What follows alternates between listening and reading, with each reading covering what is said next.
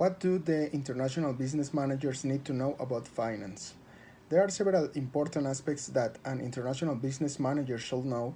To begin with, it is essential to understand first of all that finance is different from accounting. Accounting provides the historical information of the transactions of the company, while finance are in charge of analyzing those figures and the conditions of the environment to make the decisions that lead to the achievement of the objectives of the company. It's also important to bear in mind that since 20th century, corporations are the business model that generates more security and profits. However, it's in any commercial activity there are always risks. In that sense, managers have the difficult task of maintaining the balance between cost and profitability. To achieve this, they are based precisely or on corporate finance, which are the analysis of all business variables that maximize shareholder value. Precisely in the search of that balance, attention must be focused on three aspects on which the decisions that will define the viability of the corporation success will be made. These are the components of corporate finance. First, optimal investment.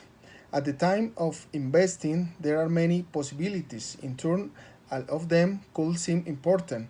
However, it's necessary that the corporate financial managers define which is the investment that best leads to the achievement of the objectives of the organization. For these reasons, the decisions regarding where investing must be the product of a deep analysis of the environment and the true needs of the company to grow. Second, financing. To guarantee the company's continuous growth, it's necessary to generate investment. However, in many cases, the own resources are not enough, and it's necessary to resort to financing as a means of leveraging projects. This is how this second component becomes important.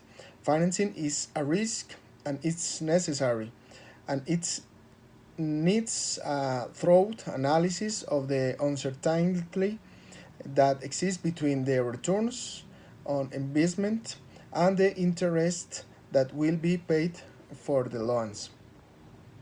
Third, dividends. The dividends understood as an incentives delivered periodically to the shareholders allow maintained the external interest in the company.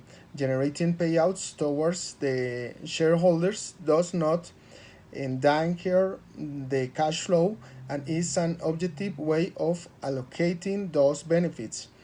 In this way, the organization can reinvest the value of the shares in the same organization. However, the dividends must be sustainable. Within the critical decision is avoid debt to pay dividends for being an unsustainable decisions in short and long term. Finally, there are two aspects that must also be taken in account. The first is to share the numbers with the members of the company so that the staff understands what is the present of the organization, and the second is transparency in both transactions and report internal and external. This aspect is crucial to maintain the credibility and confidence in the company that at the same time will be reflected in the value of the shares in the stock market. Thank you.